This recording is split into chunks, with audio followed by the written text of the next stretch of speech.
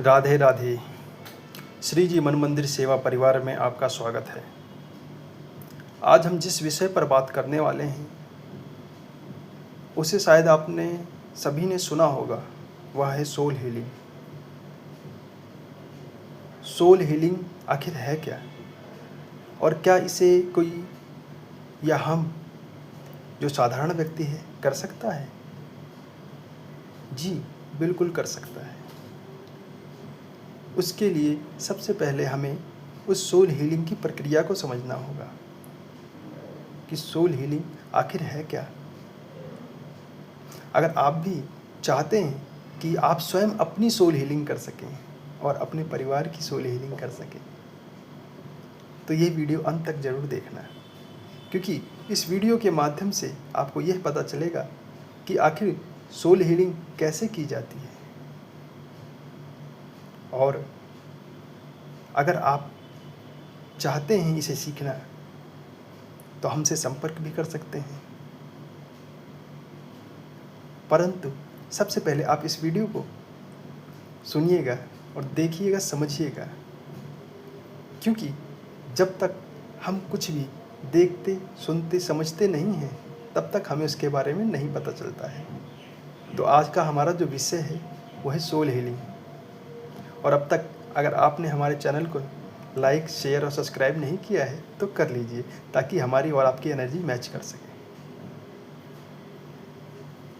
Soul healing अर्थात आत्मिक healing, अपनी आत्मा की हीलिंग कैसे करें, इसके कुछ चरण होते हैं, कुछ स्टेप्स होते हैं जिन्हें करना होता है। और प्रतिदिन आप जब ये क्रियाएं करते हैं, ये स्टेप करते हैं, तो धीरे धीरे क्या होता है कि आपकी सोल हीलिंग होनी स्टार्ट हो जाती है। और कुछ समय बाद आपको अपने अंदर एक आध्यात्मिक परिवर्तन नज़र आता है। तो सबसे पहले हम बात करते हैं कि हम इसे कैसे कर सकते हैं। तो सबसे पहला चरण होता है हमारा संकल्प का, कि हम कोई भी काम करते हैं तो उसके लिए हमें एक संकल्प करने की आवश्यकता होती है, कि बिना संकल्प के कोई भी कार्य पूरा नहीं होता है।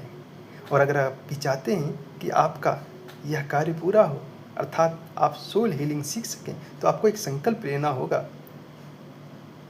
और उसके लिए आपको एक शांत स्थान पर बैठकर संकल्प लें और ईश्वर का ध्यान करें और ईश्वर से कहें कि हे परमात्मा, हे परमेश्वर, मुझे सत्य का दर्शन कराइए, मेरे मन को शुद्ध कीजिए और मुझे प्रेम, करुणा तथा प्रकाश से भर दीजिए। इसके बाद आप अपनी श्वास साधना करेंगे, जो हमारा सेकंड स्टेप है, यानी कि द्वितीय चरण। इस द्वितीय चरण में हम क्या करते हैं, अपनी श्वास साधना करते हैं, अर्थात अपनी सांस पर जो हमारे भीतर और बाहर प्रवाहित हो रही है उस सांस पर ध्यान करते हैं। कम से कम 5 से 10 मिनट की गहरी और धीमी श्वास लें। प्रत्येक श्वास के साथ अनुभव करें, मैं दिव्य प्रकाश ग्रहण कर रहा हूँ। अर्थात जब भी आप श्वास भीतर की तरफ लें तो यह महसूस करें कि मेरे अंदर एक दिव्य प्रकाश ग्रहण कर रहा है, और जब भी उस सांस को छोड़ें तो यह महसूस करें कि मेरे अंदर का सारा तनाव उस सांस के साथ बाहर जा रहा है। इस प्रकार 5 से 10 मिनट तक गहरी और धीमी श्वास के साथ श्वास साधना करनी है। और हर सांस पे हमें यह महसूस करना है कि आती हुई हर श्वास हमें दिव्य प्रकाश से भर रही है, और जाती हुई हर एक श्वास हमारा तनाव, हमारी चिंता, हमारा डिप्रेशन लेकर के जा रही है। इसके बाद हम अगले पड़ाव पर आते हैं, अर्थात अगले चरण, जिसे आत्मनिरीक्षण कहा जाता है। अब स्वयं से पूछें कि आज मुझे सबसे अधिक किस बात ने परेशान किया।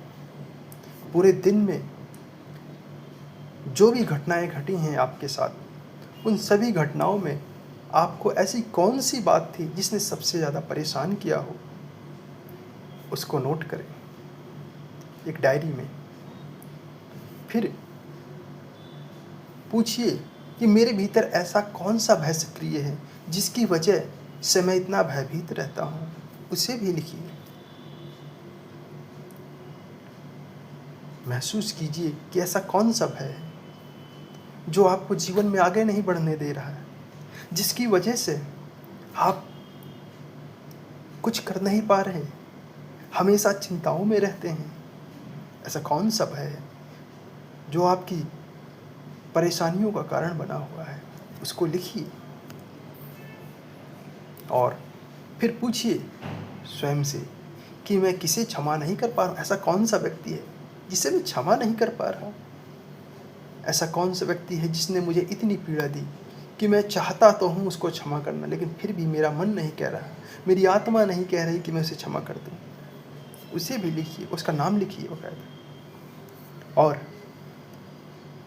फिर पूछिए अपने आप से कि मैं किस बात के लिए स्वयं को दोष देता हूँ। ऐसा क्या गलती करी है तुमने अपने जीवन में जिसकी वजह से आप स्वयं को दोष देते हैं, आप खुद को माफ़ नहीं कर पाते हैं। और इन सभी चीज़ों के, इन सभी क्वेश्चंस के, ये मैंने आपके लिए 4 प्रश्न बताए हैं जो स्वयं से पूछने हैं। इन चारों प्रश्न के उत्तर आपने लिखने हैं और लिखने के बाद उन उत्तरों को देखना है कि उसमें क्या लिखा है आपने, और फिर उन कमियों पे आपको काम करना है। उसके बाद चौथा चरण आता है क्षमा साधना। मन ही मन कहें, सबसे पहले तो मैं स्वयं को क्षमा करता हूँ जिसके लिए मैं गिल्ट कर रहा था। मैं स्वयं को क्षमा करता हूँ कि जाने अनजाने मेरे द्वारा जो भी गलत कार्य हुए हैं, जिनकी वजह से मैं हमेशा गिल्ट में रहता था, खुद को क्षमा नहीं कर पाता था, लेकिन आज मैं स्वयं को क्षमा करता हूँ। फिर मैं उन सभी को क्षमा करता हूँ जिनको मैं क्षमा करना तो चाह रहा था लेकिन नहीं कर पा रहा था। मैं उन सभी को क्षमा करता हूँ, हृदय की गहराइयों से क्षमा करता हूँ। मेरे हृदय में उनके लिए कोई द्वेष की भावना नहीं है।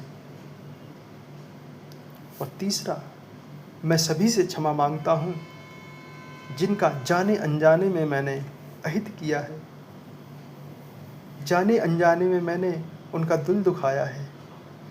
मैं उन सभी मित्रों से, उन सभी बंधुओं से मैं क्षमा चाहता हूँ, मुझे क्षमा प्रदान करें।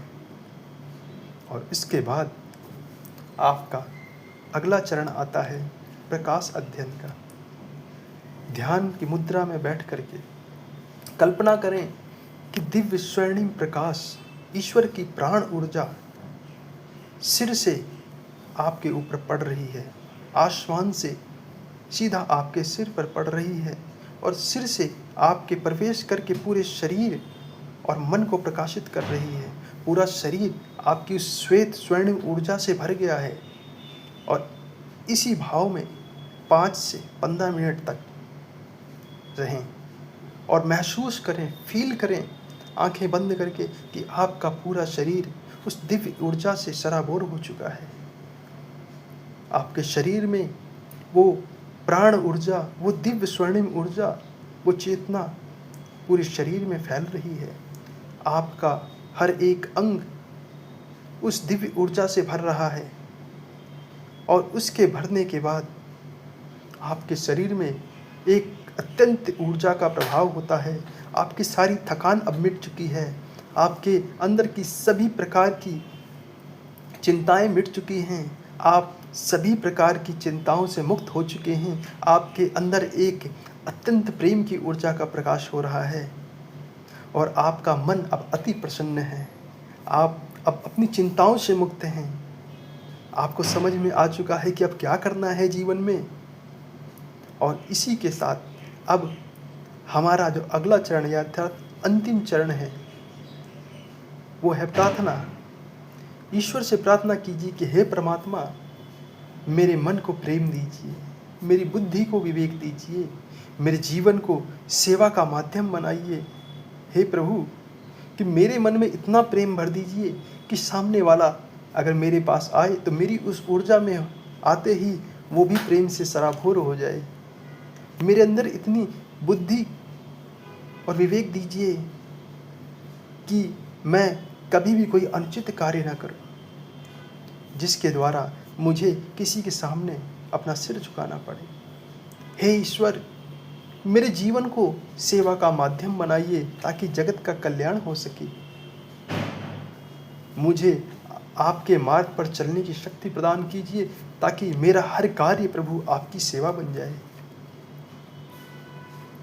और चौथा जो हमारा अंतिम चरण था, इसी का पार्ट है सेवा।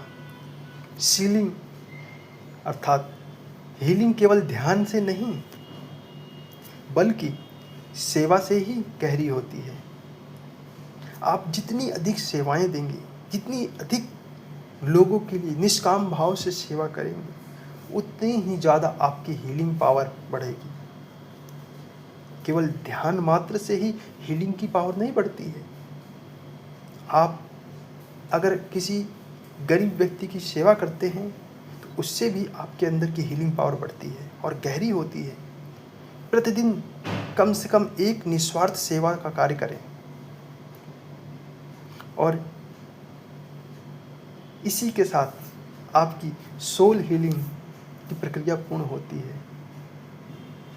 और आप अगर प्रतिदिन अपने साथ ऐसा करते हैं तो कम से कम 30 से 45 मिनट का ये सेशंस होता है। आप चाहें तो खुद भी कर सकते हैं और चाहें तो किसी और से भी करा सकते हैं। और अगर आप खुद एक दिव्य चेतना चिकित्सक बनना चाहते हैं, एक सोल हीलर बनना चाहते हैं, तो सबसे पहले सत्य बोलें, क्योंकि सत्य बोलने से आपकी सोल हीलिंग पावर बढ़ती है। किसी का भय या अंधविश्वास ना बढ़ाएं। कोई व्यक्ति अगर आपके पास आता है तो उसको डराएं मत, उसको किसी अंधविश्वास में ना डालें। किसी भी व्यक्ति को चिकित्सीय उपचार बंद करने की सलाह ना दें। अगर उसको कोई बीमारी है तो आप उसे ये मत कहें कि मेरे से सोल हीलिंग करा लीजिए और आपकी जो बीमारी है ख़त्म हो जाएगी। क्योंकि शारीरिक हीलिंग जो होती है वो चिकित्सा के द्वारा होती है, डॉक्टर कर सकता है। आप सोल हीलिंग कर रहे हैं, आत्मा का इलाज कर सकते हैं, आत्मा को हील कर सकते हैं। शरीर को हील करने के लिए आपको डॉक्टर के पास जाना पड़ेगा। अगर कोई मानसिक बीमारी है तो उसके लिए मनोचिकित्सक के पास आपको जाना पड़ेगा। आप केवल एक प्रक्रिया बता रहे हैं जिसके माध्यम से वो व्यक्ति अर्थात उस व्यक्ति की जो सोल है वो हील होगी। और सोल हीलिंग अगर उसकी होती है तो कहीं ना कहीं उसके विचारों में परिवर्तन आएगा। विचारों से क्या होगा, धीरे धीरे उसके शरीर में परिवर्तन आना चालू होगा। लेकिन दवाइयाँ अगर चल रही हैं तो उसे बंद मत करवाइए किसी की। हाँ, उसमें उसकी दवाइयाँ आपको रोकनी नहीं है, बल्कि उस दवाई की वजह से और आपकी सोल हीलिंग की वजह से वो व्यक्ति जल्दी ठीक हो जाएगा। यदि किसी को शारीरिक या मानसिक बीमारी से जूझ रहा है कोई, तो उसे योग चिकित्सक या मानसिक स्वास्थ्य विशेषज्ञ से परामर्श लेने के लिए प्रेरित करें। खुद ही मत डॉक्टर बन जाइए, क्योंकि आप डॉक्टर नहीं हैं। दिव्य चेतना चिकित्सक का मतलब डॉक्टर नहीं होता। दिव्य चेतना चिकित्सक का मतलब होता है कि आप एक गाइड हैं, आप एक मार्गदर्शक हैं जो एक व्यक्ति को उसकी आत्मा से जोड़ने का काम करते हैं, उसको स्वयं से जोड़ने का काम करते हैं। आध्यात्मिक मार्गदर्शन केवल व्यक्ति की सहमति से दें, खुद से कभी किसी को मत दें। सेवा, करुणा और गोपनीयता का पालन करें। तो आशा है आपको आज का सेशन समझ में आया होगा और अच्छा भी लगा होगा। अगर आपको हमारे द्वारा दी गई जानकारी अच्छी और ज्ञानवर्धक लगी है, लगता है कि आपके जीवन में ये काम आ सकती है, तो ऐसे ही ज्ञान के लिए हमारे चैनल से जुड़े रहें। हमारे चैनल को सब्सक्राइब करें, लाइक करें, शेयर करें और अपनों तक पहुंचाएं, ताकि और भी लोग आपके माध्यम से इस ज्ञान को प्राप्त कर सकें। इसी के साथ मैं आपसे विदा लेता हूँ। प्रेम से बोलिए राधे राधे।